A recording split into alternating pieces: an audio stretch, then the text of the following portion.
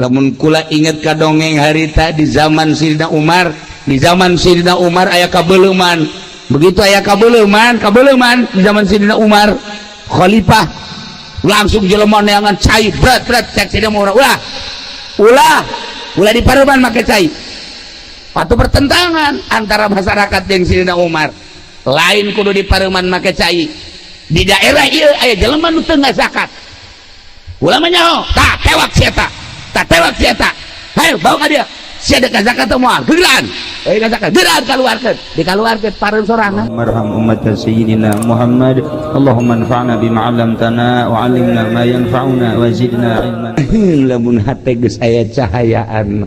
Sebab pada dasarnya jelema ngudag-udag cahaya. Lamun Kangjeng Nabi dibahasakeun cahaya diudag kabeh. Sebab ieu kabeh ge tidak cahaya Kangjeng Nabi urang, Kangjeng Nabi Muhammad sallallahu alaihi wasallam. Langit tina cahaya Kangjeng, bumi tina cahaya Kangjeng, kabeh alam gunung laut berikut hewan-hewan termasuk urang tina cahaya Kangjeng Nabi Muhammad sallallahu alaihi wasallam. Nah, tinggal ieu di diri urang aya cahayaan ta eueuh. Urang anu ngarti, urang nu nyaho, urang nu sadar ketika aya cahayaan dibere resep urang ibadah, dibere daek urang ngalaksanakeunana, dibere tenang. Yashrah sadrahu lil Islam. Jembar hate nomor kedua narima cek Kangjeng Nabi tina papasten. Artina narima Kangjeng Nabi tina papasten teh kumaha Allah bae lantaran hakim nu paling adil iwalti Gusti Allah Subhanahu wa ta'ala. Kurang apan osok dibaca alaisallahu bi ahkamil hakimi. Ulah di beja surat naon eta?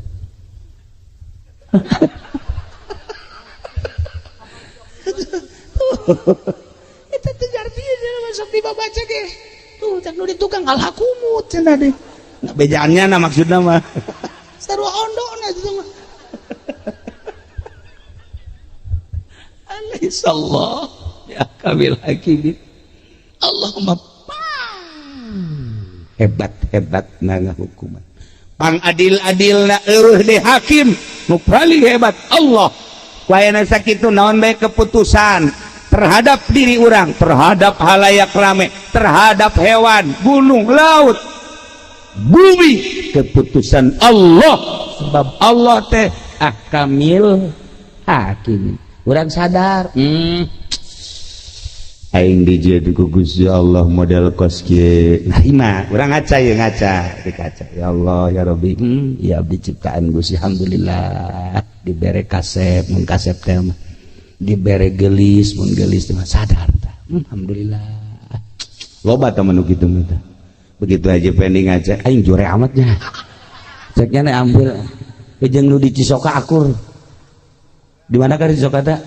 Tuh, solear si wanyahoan. Begitu ngaca teh ieu mah akur jeung di solear main mah. Ngadu buntutan doang. Atuh buntutan ge nu kadeuleuh, tu kadeuleuh mah aya ge sabarna. Nah, ieu lamun aya jelema ngaca aing jore amat sih Gusti. Kunaon si abdi diciptakeun jore? Tah eta jelema henteu sadar kana papasten ti Gusti Allah. Panghese-hesena teh. Sadar jambal kembali alam dunia ini sakit geus alhamdulillah dijadikeun jelema aing. Geus bae sakitu. Ngeunaheun jadina tenang. Kana pikiran teh.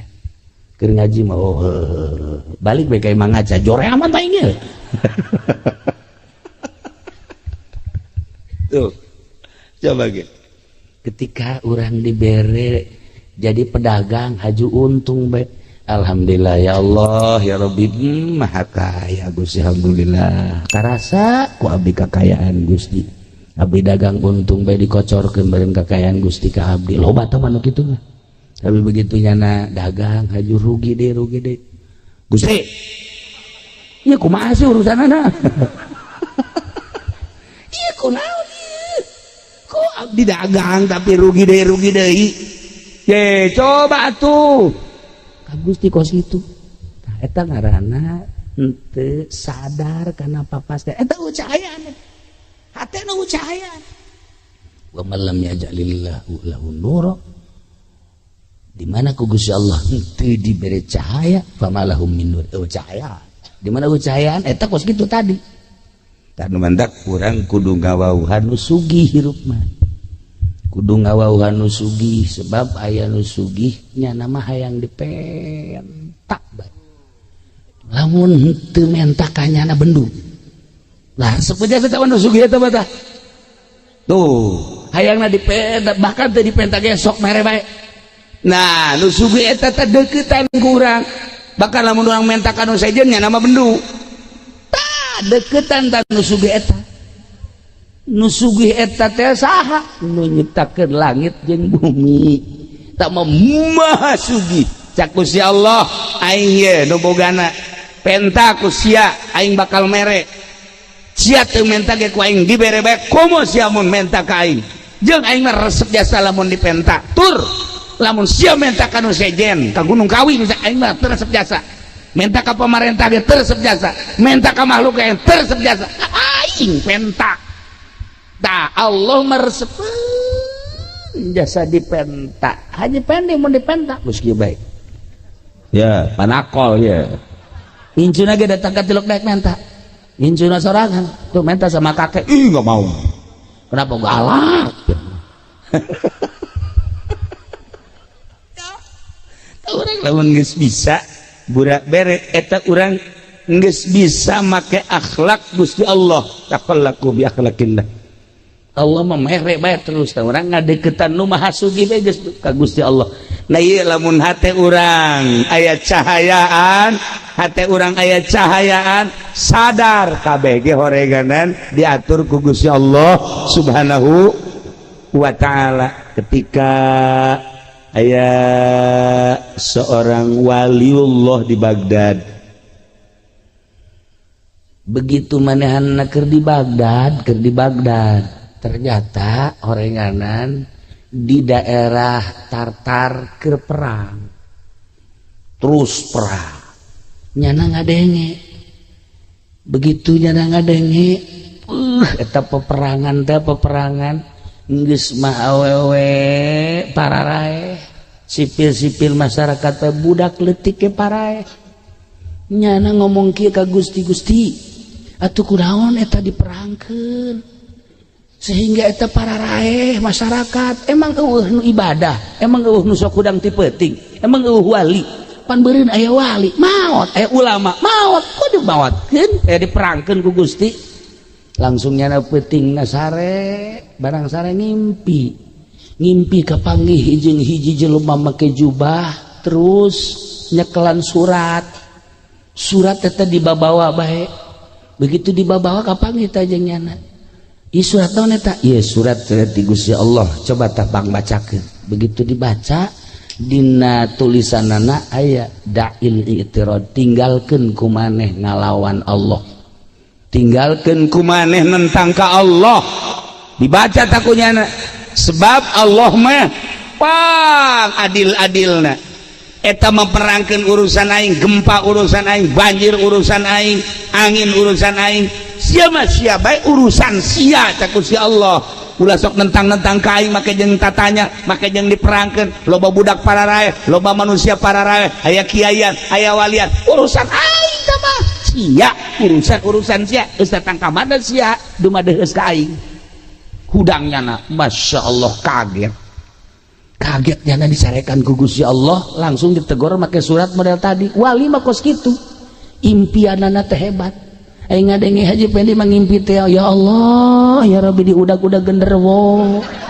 aya ngimpi kos kitu eta aya deui nyana mangimpi naik ka gunung ragal paling hebat cenah mah ngimpi diudag-udag anjing sanggeus tadi udag anjing ngajinya anak kagang geus kagang haju hayang kiih manggih sumbur maju kiih ngompol eta mah haji pendi mah kos kitu impianna masyaallah wali mah tadi tegur ku Gusti Allah make surat tinggalkeun nentang ka Gusti Allah sebab kabeh ge ieu adalah urusan Allah cak Allah sia ulah tatanya kunaon ku aing digempakeun ulah diutang hitung Gusti aya teh urusan aing kunaon eta teh ku aing dianginkeun ulah make diutang itu urusan aing kunaon diperangkeun ulah make jeung tatanya urusanana tah urusan aing sebab aya jelema anu ku aing di maotanana melalui senjata-senjata melalui pedang-pedang jeung sajabana hakikat nama horenganan eta teh deuk di maotan ngan carana Gusti Allah aya anu ragag tangkal kalapa aya nu raga ka sumur aya nu gering aya nu perang aya nu di luhur kasur kieu bae cara kabari ieu teh urang Balaraja datang ku Tangerang jeung ngopi ku pamajikan dijieun kopi jieunkeun kopi jeung nginum kopi bari ngarokok kieu bae nyana di kasur teh geus beres ngarokok lah aya meureunanan bangsa 20 menit mah pamajikanna ka dinya deui kitu helan ku pamajikanna kaji oya gabe pae ngopi can anggeus ngarokok can anggeus nyana ngedang doang gitu mau Masya Allah nu geus dipasangka bakal paeh jasa kamar hiji pendek hirup kene ngana gua sehat deui malah mah make susuit deui aya jahe ge suit tolol tuh coba lah ieu urusan Allah. Nah balik deh lamun hati urang cahayaan geus moal aya nentang-nentang ka Gusti Allah geus urusan Allah urang tani sageus tani terus parena bagus kabladieuna gacung hapa nah urang kan ngomong ji kok ieu jadi kursi kurang naon si aing pengurusanana iya Allah ya Rabbi Gusti urang maka Gusti deui bae naon teh Gusti da pupuk dan sebagainya urusan aing cek Gusti Allah siana sing sadar lamun kula inget ka dongeng harita di zaman Sayyidina Umar aya kabeuleman begitu aya kabeuleman di zaman Sayyidina Umar khalifah langsung jelema neangan cai berat cek Sayyidina Umar ulah di pareuman make cai patu pertentangan antara masyarakat jeung Sayyidina Umar lain kudu di pareuman make cai di daerah ieu aya jelema nu teu zakat ulama nyaho tak tewak sieta hayo bawa ka dia sia ada zakat teu moal gegeran zakat gegeran dikaluarkeun pareum sorangan seueur pareum sorangan tah kebakaran eta ku ahli hakikat mah kanyahoan lamun make blambir loba nu teu pareum tapi ku Sayyidina Umar mah ulah make di pareuman make cai sagala rupa moal pareum ribut heula eta tadi kalau tah demantak di pondok kabar ieu kapan kebakaran atuh tinggal si ieu bae tewak ieu ayo uluna kitu-kitukeun zakat sia insyaallah ya Rabbi lamun urang nyaritakeun antara zahir jeung antara hakikat antara zahir jeung antara batin jauh na luar biasa urang mah make perjalanan zahir bae lantaran ieu kolbunan can aya cahayaan Islam nan can aya cahayaan nah nomor kahiji tadi di mana-mana geus aya cahayaan bakalna hayang bae jeung resep bae ngalaksanakeun perintah Allah ngajauhan larangan Allah takwa ngaranna nomor kedua sabar kada papasten Allah nomor katilu puncakna ye di mana-mana Islamna aya cahayaan nyana berpikiranna ka akhirat bae ninggalkeun dunia dibere tersep kana dunia wa mal hayatud dunya illa mataul gurur teu aya kahirupan dunia kecuali barang-barang tipuan geus lamun kiai engkeuy-engkeuyan ke pendopo neangan dunia kiai goblok eueuh tapi di cayur mah aya tiluan ngacung lib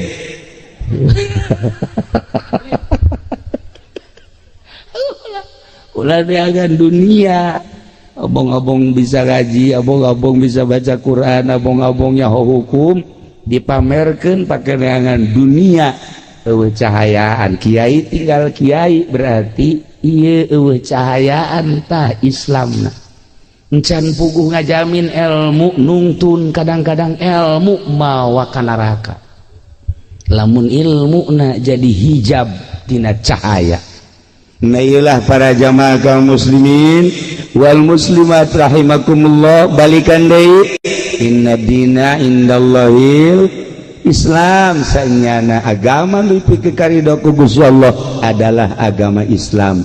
Tetapi Islamna kudu anu aya cahayaan. Sakumaha tadi, lamun Islamna aya cahayaan maka aya tanda-tanda. Hiji tanda Islam aya cahayaan, daek ngalaksanakeun parentah Allah, embu ngalaksanakeun laranganana, daek ngalaksanakeun parentah Allah, ngajauhan laranganana. Eta berarti mulai cahaya nomor kahiji. Lamun naik cahaya nomor kadua, sadar karena putusan Allah di diri urang, atau soal harta, atau soal penyakit, atau soal naon bae nu patali jeung diri urang, atau jeung batur tilok cegekan sebab kabeh ge geus aya tidak keputusan Allah subhanahu wa ta'ala. Alaihissallah bi ahkamil hakimin. Cahaya nomor katilu ialah cahaya anu bener-bener mantep sehingga pikiranana langsung baik ke alam akhirat. Mohokeun alam dunia dibere resep kana dunia. Etalah nu paling istimewa cahaya Islam anu nomor katilu. Geus urang mimitian tinu awal carana kumaha supaya cahayaan eta teh tadi cak Kangjeng Nabi geus encan maneh ngalaksanakeun hak Allah. Naon? Ialah mempersiapkan jang maut, mebeh datangna maut. Eta adalah memerlukan cahaya. Di mana orang sholat berarti orang mempersiapkan jang maut, orang zakat mempersiapkan jang maut, orang puasa mempersiapkan jang maut, orang haji mempersiapkan jang maut, orang baca Quran mempersiapkan jang maut, orang tahajud, orang duha, zikir, maca sholawat, berbagai kehadean-kehadean yakni ngalaksanakeun ibadah, eta adalah jang mempersiapkan maut, mebeh datang maut. Berarti geus aya cahaya. Nah, tapi cak Kangjeng Nabi tadi teh inggis sanajan urang ibadah bae tetapi eueuh cahayaan ngan menang capek doang. Ngan menang capek doang tak perlu na cahaya. Kos kumaha sih cek para sahabat Gusti Rasul eta menang capek doang. Nah teu nyaho kana keagungan Gusti Allah. Lamun urang ibadah teu nyaho kana keagungan Gusti Allah, naon bedana jeung salat budak leutik. Budak leutik ku salat mah salat bae pan teteh ge cenah salatna ge. Ja teu jahueun kana agungna Gusti Allah. Sok geura teangan budak leutik lamun taraweh teh Haji Pendi sholat tarawehna masa sih babaturan agar sujud di kitu-kitu pelerna. Eta kan berarti budak leutik sama sholat kos gitu bang. Giliran nah ndek diuk diteneunan para tinakol bedug di dia tah. Atuh ku eta karena sholat budak leutik teu nyaho keagungan Gusti Allah, sadajan capek ibadah lantaran teu nyaho kana keagungan Gusti Allah, oko sholat budak leutik eueuh nanaonan. Jadi kudu urang teh memperhatikan kemaha agungan Gusti Allah subhanahu wa ta'ala. Nah nu mantap ibadahna ulah aya muatan-muatan. Geus ya kunaon eta getol amat maca shalawat, dagang karung abeh laku. Da eta ngaranna ibadah eueuh nanaonan kos kitu. Capek teh ibadah kos kitu. Capek pen. Kitu ada. Sakalina maca sholawat, maca kulhu, kukulak wan tetap maca kulhu kabari bulan rawah maca kulhu ngaji, dibaca bae ku nanas. Ditanya, ngaji maca kulhu. Hayang naon sih maca kulhu mah haji nu sabenerna? Rizki macet cenah ge. Supaya rada jembar bae bisa sugan bae ku kulhu mah. Tah ulah kos kitu teh ibadah budak leutik teh TK. Capek eta ibadah kos kitu teh ibadah teh nyaho kana kemahagungan Gusti Allah. Geus bae urang mah ibadah salat ulah aya muatan dunia, ulah aya muatan-muatan selain lillahi ta'ala. Karak ta eta ibadah nu mantep. Geus aya cahayaan tah mun masih keneh muatan-muatan keneh bae mah cara nu deuk calon lurah. Calon lurah teh kon bebereana pohara jasa eta teh nu kos kitu teh capek gawe teh kapake. eueuhna naonan sebab sodakohna aya karena hayang naik jabatan